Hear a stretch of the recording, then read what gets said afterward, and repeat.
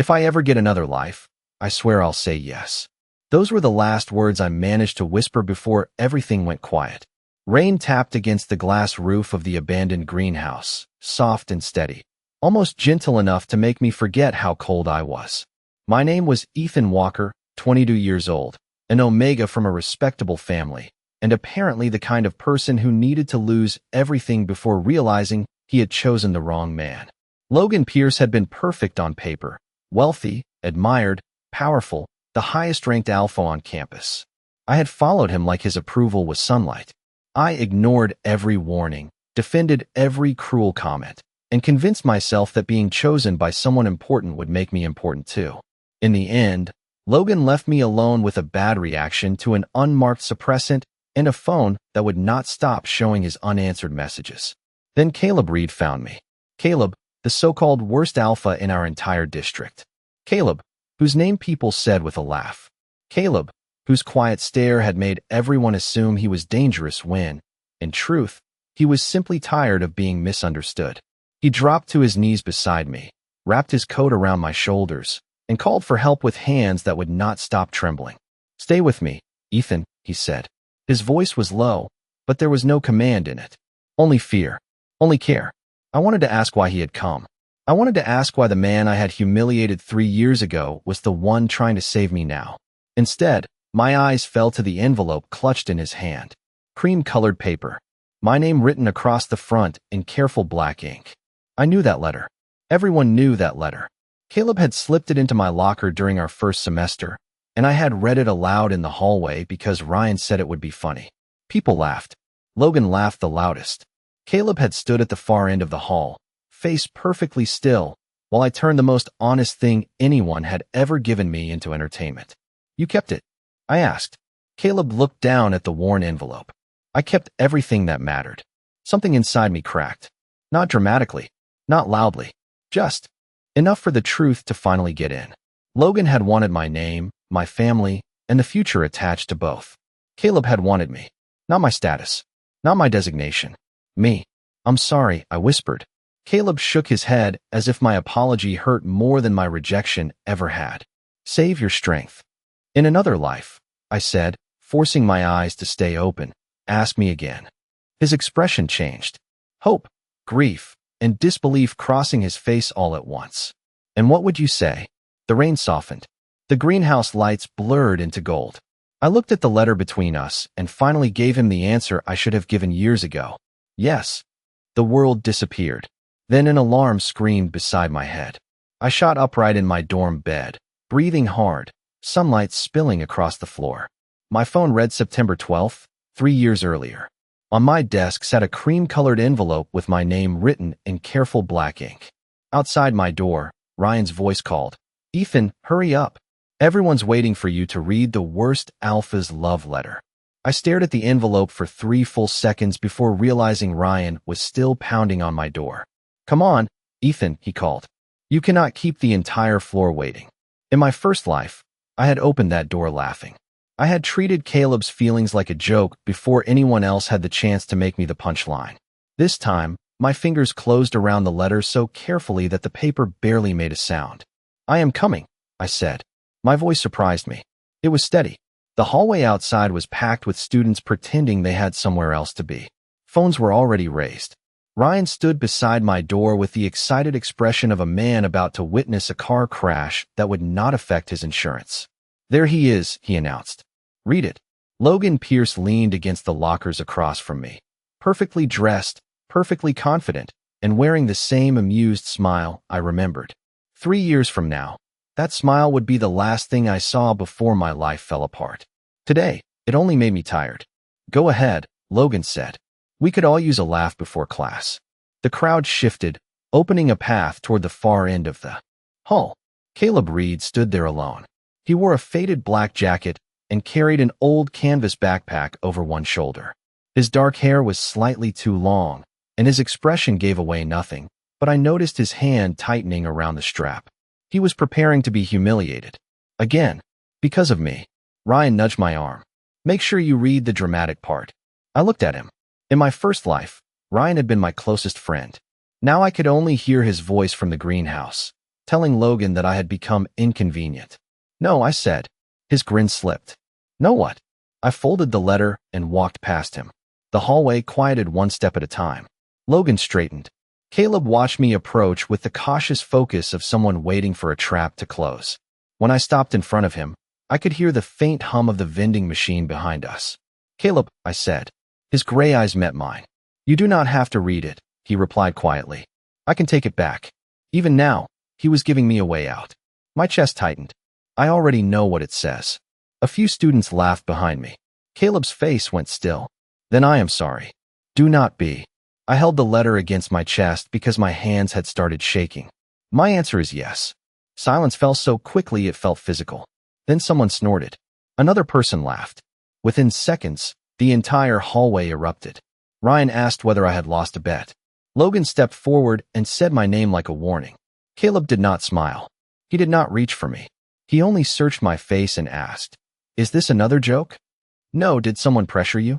No, are you sure? I remembered his coat around my shoulders. I remembered the worn envelope in his hand. I remembered promising him another answer in another life. I am sure. I offered my hand. Caleb stared at it before slowly placing his palm against mine. The moment we touched, a clean scent filled the air, bright as green apples after summer rain. It was mine, stronger than it had ever been. The laughter faded. Caleb immediately loosened his grip, worried he had caused it. Across the hall, Logan stopped smiling. Logan crossed the hallway before Caleb could release my hand. Completely. Ethan, he said, his voice polished enough to sound concerned. You do not have to prove anything to anyone. I almost laughed. In my first life, Logan had called my obedience loyalty. Now he was calling my choice a performance. Good, I replied.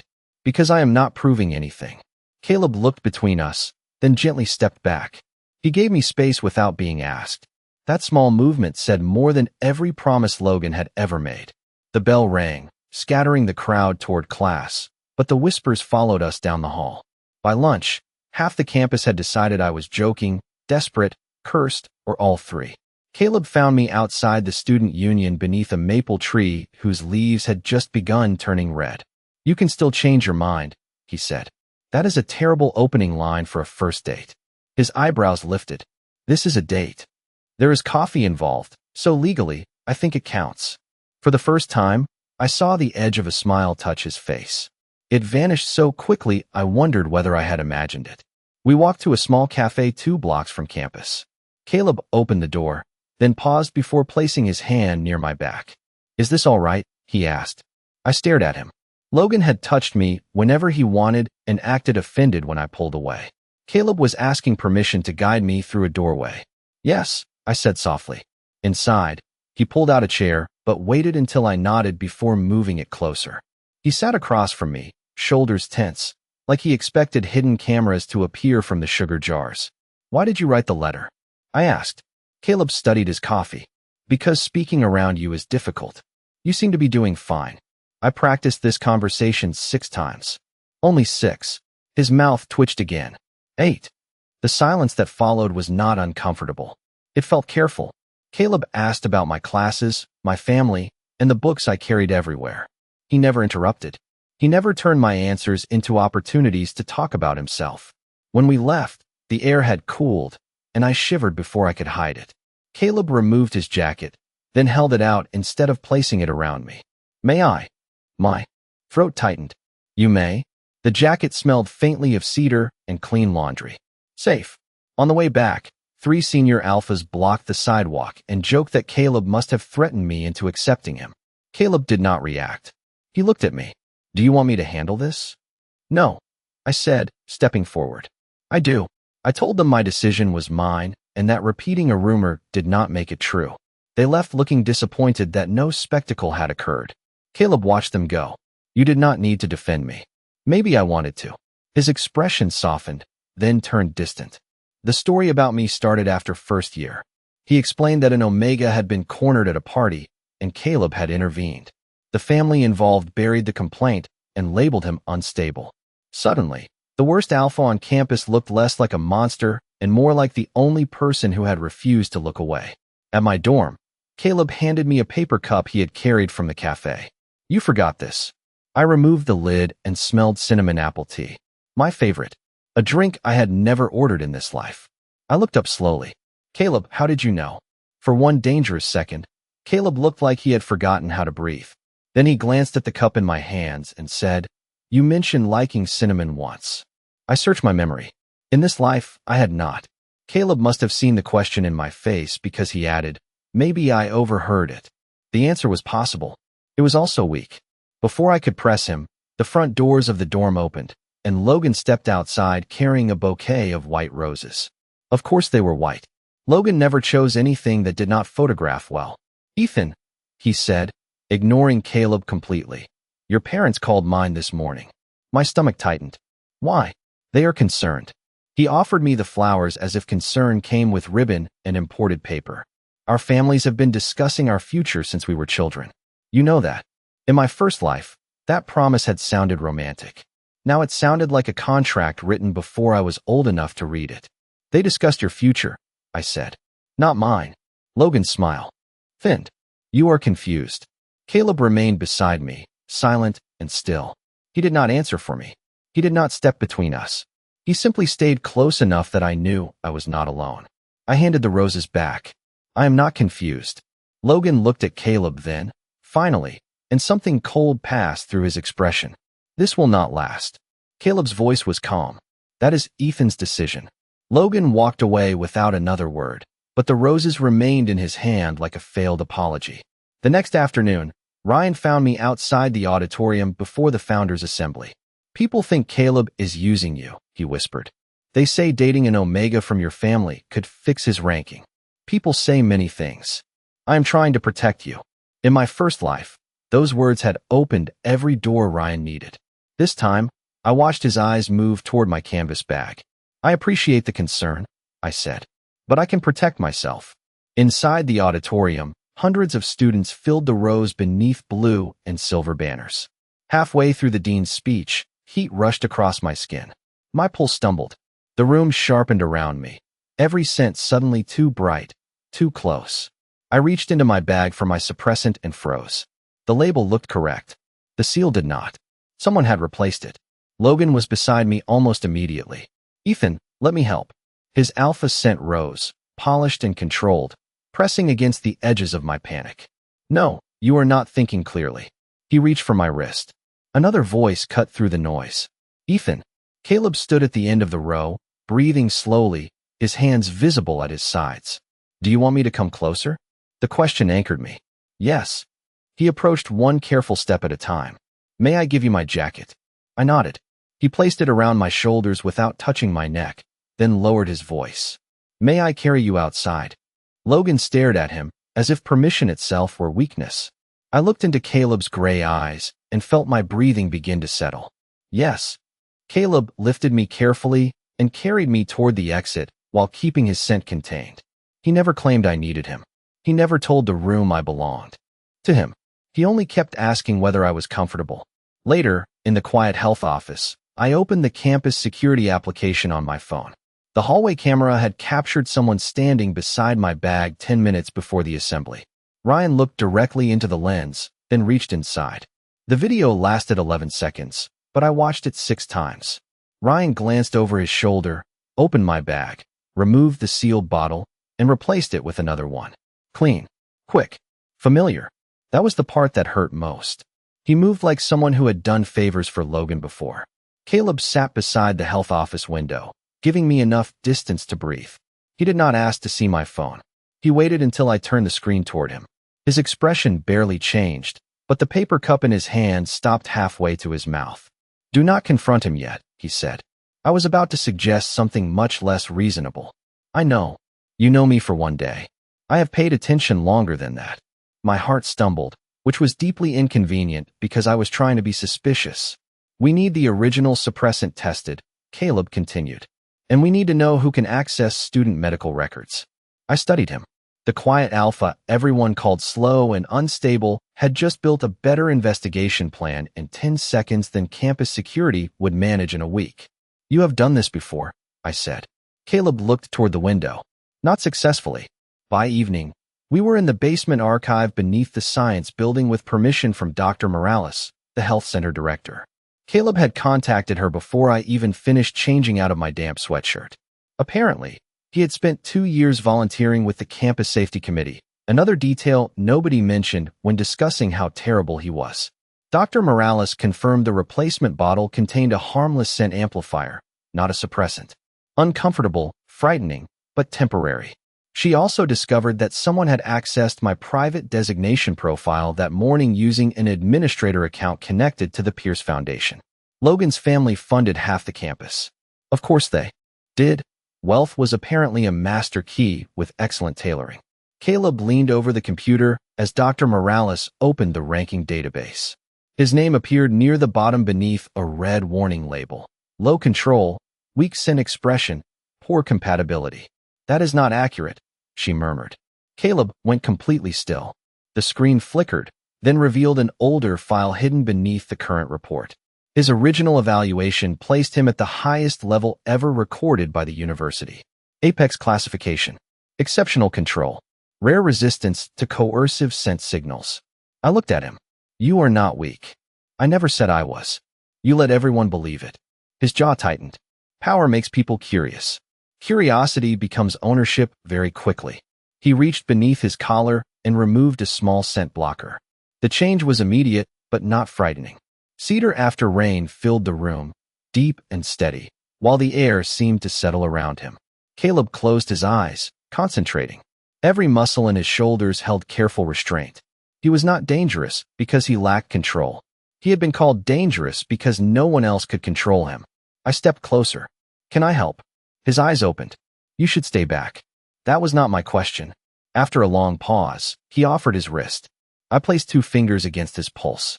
The powerful scent softened almost at once, folding around the clean apple note of mine without overwhelming it. Caleb stared at our hands as though something impossible had happened. Dr. Morales stared at the screen. Your compatibility results were altered too, she said. A second hidden file appeared. Caleb and I had not been classified as incompatible. We had been recorded as the strongest match in the university database. The strongest match in the university database should have felt romantic. Instead, it felt like finding my name on a locked door. Dr. Morales copied both hidden files onto an encrypted drive, then warned us that anyone powerful enough to alter official records might also be monitoring the archive. Caleb replaced his scent blocker and walked me back to my dorm beneath a sky the color of wet steel. Neither of us spoke until we reached the maple tree outside the student union. You knew there was something wrong with the rankings, I said. I suspected it. You also knew my favorite tea. Caleb studied the sidewalk. That was a lucky guess. And you knew exactly how Logan would respond when I rejected the roses. His shoulders tightened. Ethan, what are you not telling me? For a moment, he looked exhausted. Not guilty. Not trapped, just tired in a way that belonged to someone carrying too many years inside a 24-year-old body. The letter, he said. Read it again. Upstairs, I locked my dorm room and unfolded the cream-colored pages across my desk. The words were gentle, almost painfully so. Caleb had written that he admired the way I defended nervous freshmen in class, the way I left extra food beside the campus stray cat, the way I pretended not to care when I cared too much. I had mocked those lines once. Now each one felt like evidence that he had seen me more clearly than anyone. Then I noticed the first letter of every paragraph. D-O-N-T-T-R-U-S-T-P-I-E-R-C-E. Do not trust Pierce. My breath stopped. A memory flashed behind my eyes. Champagne bubbles rising in a narrow glass. Logan smiling beneath gold lights. Caleb across the ballroom, saying something I could not hear. Then another fragment. A greenhouse door. Rain. Caleb telling me he had tried to warn me for months. The letter slipped from my fingers. Someone knocked 3 times. Soft. Careful. Caleb. I opened the door before he could knock again. You were warning me, I said. His eyes moved to the pages on my desk. Yes. How long have you been investigating Logan? Since first year. His family controls access to designation records at several campuses. They use compatibility data to arrange politically useful matches. Why did you hide the warning inside a love letter? Because Ryan checked everything addressed to you. The room seemed to tilt. You knew about Ryan too. Caleb said nothing. I wanted to tell him everything. The greenhouse. The second life. The promise I had made while the world faded around us. But the truth sounded impossible even inside my own head. I keep having dreams, I said instead. About Logan. About things that have not happened yet. In every one of them, you try to save me. Caleb stepped closer, then stopped several feet away. Do the dreams frighten you? Only when I wake up and remember how badly I misunderstood you. He lifted one hand and turned his palm upward, offering without asking. I crossed the space between us and placed my hand in his. His thumb moved once across my knuckles, barely there. My pulse slowed. Caleb leaned closer, and for one quiet second, I thought he might kiss me. Instead, he rested his forehead lightly against mine. Not while you are afraid, he whispered. I want our first kiss to belong to us, not to fear. When he stepped back, his expression had changed. Guarded again. Almost haunted. There is a founder's gala tomorrow night, he said. Whatever happens, do not drink the champagne. The founder's gala looked exactly as I remembered it. Gold lights. White tablecloths. A string quartet playing near the staircase. Smiling families pretending money had never purchased silence. I stood at the edge of the ballroom with a glass of sparkling water in my hand and watched a server carry champagne toward Logan. In my first life, I had accepted that drink without hesitation. Tonight, I watched him take one flute from the tray, turn slightly away from the crowd, and place something beneath the rim. My phone recorded everything from inside my jacket pocket. Logan approached with the warm smile he saved for donors and cameras. I hope we can start over, he said, offering me the glass. Our families deserve better than this misunderstanding. You are right, I replied. They deserve the truth. His smile flickered. Before he could ask what I meant, Ryan appeared beside us and spilled a drink across Logan's sleeve. It looked accidental. It was not. Logan stepped away to clean himself, and Ryan leaned close to me. Caleb is waiting near the West Hall, he whispered. He found something important. I knew Caleb would never send Ryan. Still, I followed. Sometimes the easiest way to expose a trap was to let the person setting it believe you had not noticed. Ryan led me past the coat room and into a narrow storage corridor behind the ballroom. The moment I stepped inside, the overhead lights went dark. A door clicked behind me. Ryan, I called. No answer. I checked my phone. The campus security application showed every camera in the West Wing had gone offline at once. My recording had already uploaded to Dr. Morales, but the rest of our plan was collapsing. The room smelled of cardboard, dust, and old holiday decorations. I pressed my palms against the door and forced myself to breathe. In my first life, this hallway had led to the greenhouse. The memory arrived in fragments. Logan's voice. Ryan apologizing without meaning it. Caleb appearing through the rain. My chest tightened. Then someone knocked from the other side. 3 soft taps. Ethan, Caleb called. Are you alone? Relief nearly took my knees out from under me. Yes. May I open the door? Even now. Even with time running out. He still asked. Please. The lock released, and Caleb stood beneath the emergency light, pale and breathless. He did not step inside until I reached for him. How did you know where I was? I asked. Ryan disabled the same cameras before. The words landed wrong. Too certain. Too familiar. Before when? Caleb looked past me into the dark room. We need to leave. No, my voice shook, but I held my ground. You knew about the champagne. You knew Ryan would check my messages. You knew my tea. You knew this hallway. His face went still. Ethan, you did not guess any of it. Silence stretched between us. The music from the ballroom sounded miles away. You remember, I whispered. Caleb closed his eyes. When he opened them, the guarded distance was gone. What remained was grief I recognized, because I carried the same thing. 6 months ago, he said quietly. I woke up on the morning after I first wrote that letter. My hand tightened around the edge of the door. You came back too. He nodded. I tried changing everything without going near you. I thought if I exposed Logan early enough, you would be safe. Why did you still send the letter? Caleb looked at me with the same expression he had worn in the greenhouse. Hope held carefully beside. Pain. Because the first time, everyone took your choices away from you. I would not do the same, even to save you. I stepped closer. You remembered how I treated you, and you still tried again? I was not trying to make you love me. His voice softened. I was trying to make sure you lived long enough to choose for yourself. Caleb and I returned to the ballroom together. Not because the plan was safe anymore, but because silence had already cost us one lifetime. The quartet stopped when we walked onto the main floor. Conversations faded behind crystal glasses and polite smiles. Logan stood near the stage with Ryan beside him, both pretending nothing unusual had happened. "There you are," Logan said. "We were worried." "No," I replied. "You were waiting." I handed my phone to Dr. Morales, who had just entered through the side doors with 2 members of the university review board. The recording played across the ballroom speakers. Logan's voice filled the room, smooth and familiar, followed by the soft sound of something being slipped beneath the rim of a champagne glass. Then the security footage appeared on the large presentation screen. Ryan opening my bag. Ryan exchanging the bottle. Ryan disabling the West Hall cameras. People turned toward him. For once, he had no clever expression ready. "It was harmless," Ryan said. "Nobody was going to get hurt." "That does not make it harmless," Dr. Morales replied.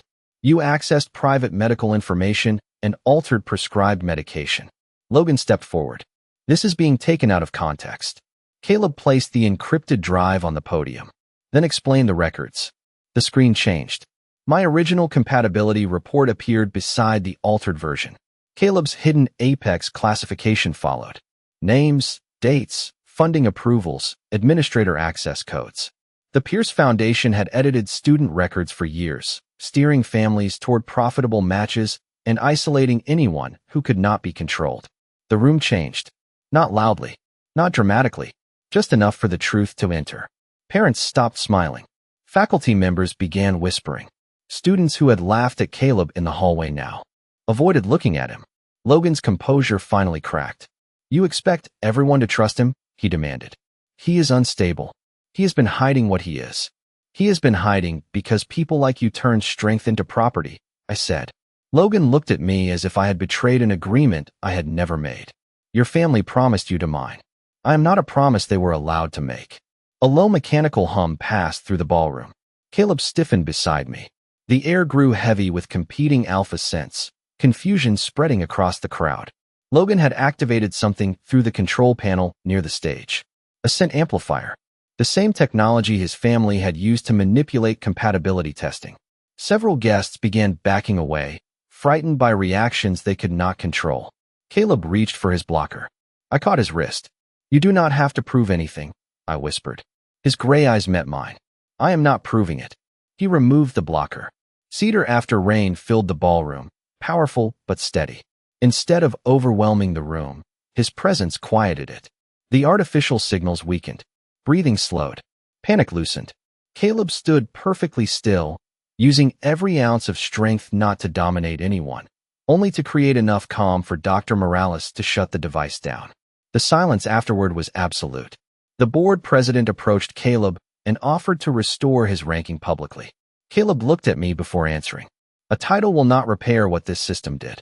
Then he turned fully toward me, his voice softer than the room deserved. "After everything you know now, do you still choose me?" I stepped closer and took his hand where everyone could see. "I do not choose your rank. I do not choose your power. I choose the man who wrote the letter." Caleb's expression broke into the smallest, most disbelieving smile. "May I kiss you?" he asked. "Yes." His lips touched mine gently, with no urgency and no claim, while the people who had laughed at us stood completely silent. 3 months later, the campus looked ordinary again, which was almost insulting considering how much had changed. The Pierce Foundation had been removed from every university program. The review board had opened a statewide investigation into manipulated compatibility records, and Ryan had submitted a written confession that named every administrator involved. Logan left campus before winter break. I never asked where he went. Some doors did not need to be reopened just because I finally had the key. My parents were less easy to avoid. They invited me home, sat me beneath the family portrait, and explained that rejecting the match they had arranged could cost me my inheritance. In my first life, that threat would have terrified me. This time, I placed my untouched tea on the table and said, "Then keep it." My father stared as if I had started speaking another language. My mother asked how I planned to survive without the Walker name protecting me. I thought of Caleb standing in a ballroom full of frightened people, powerful enough to control everyone, and choosing instead to help them regain control of themselves. "I think I will learn," I said. As it turned out, learning involved a tiny apartment with unreliable heat, 2 mismatched coffee mugs, and a rescue dog named Maple who believed every couch belonged exclusively to her. Caleb and I moved slowly. Painfully slowly, according to Dr. Morales, who claimed we had turned asking permission into a competitive sport. Caleb asked before holding my hand beneath the table. I asked before borrowing his jacket. He asked before changing the label on our mailbox. I asked before calling our apartment home. The answer was always yes, but the asking still mattered. With support from the university, we created a student advocacy center for omegas and betas whose records had been altered or used without consent. Caleb handled security and refused every offer to become the public face of Apex reform. People already spent years discussing what I am, he told me. I would rather help them remember who they are. On the anniversary of the morning I found his letter, Caleb led me to the maple tree outside the student union. The leaves were red again. Students hurried past us, carrying coffee and complaining about midterms, unaware that this exact place had once held the worst moment of Caleb's life and the beginning of our second chance. He handed me a wooden box. Inside were hundreds of cream-colored envelopes, each dated in careful black ink. "What are these?" I asked. "Letters I wrote after I came back." My throat tightened. "You wrote every day?" "I did not know whether you would ever choose me." I opened the first envelope. The page held only one sentence. "I do not need Ethan to love me in this life. I only need him to live." The words blurred. Caleb immediately reached for a tissue, because apparently even devastating romance could not defeat his practical nature. I laughed through my tears and opened the final letter. "If there is another life after this one, I will still look for you." Caleb watched me carefully. That might have been too dramatic. "It was terrible," I said. I hated every word. His smile appeared, quiet and real. I pulled an envelope from my coat and placed it in his hands. He opened it beneath the red leaves. My letter was shorter. "Next time, do not wait at the end of the hallway. Come straight to me." Caleb looked up. "And if everyone laughs?" I took his hand. "Then they can watch me choose you again."